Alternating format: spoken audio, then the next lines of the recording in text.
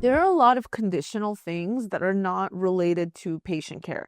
They might be ultimately related to patient care, like, as in, for example, if you're not doing QAPI, ultimately your care isn't improving. Ultimately, you're probably not identifying problems in your care that need solving. So, yes, it relates to patient care that way. But it doesn't relate to it on a day-to-day basis. Like, I need to staff this patient. I need to make sure the nurse gets there on time. I need to make sure I get my documentation in on time. This kind of stuff. Like, I need to export my Oasis. I need to send my claim. Like, the day-to-day of business is kind of like not always touched by these other compliance processes. And so people just don't prioritize them for a million reasons. And then every single day are stressed out about it.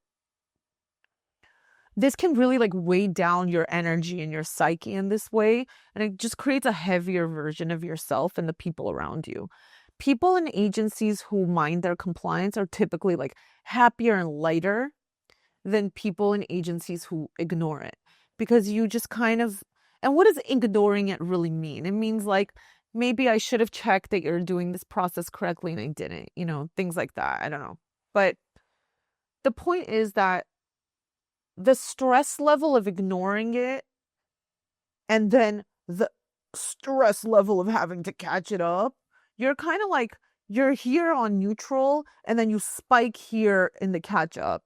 And then you spike here again in the presentation of it, like in the survey or whatever, right? And so when you come back down from the stress, you're coming back still to a raised stress level of like, oh, I knew, yeah, okay, we caught it up, now it's fine. But like literally one day later, it's again falling behind.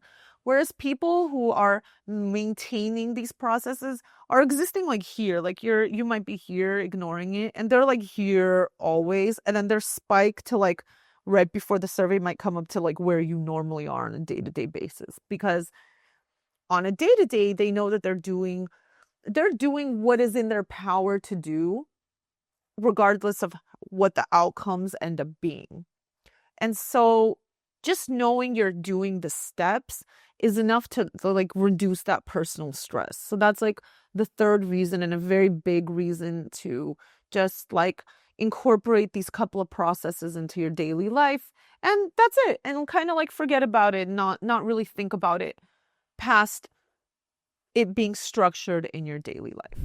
The fourth reason for maintaining compliance and essentially doing it right is that you are not jeopardizing your company between maintenance spikes. So like if you're doing it right consistently, and I'm not going to spend too much time on this because we have like 4,000 different like articles and we've talked about this a million times, like all the things that can happen if you snooze on compliance.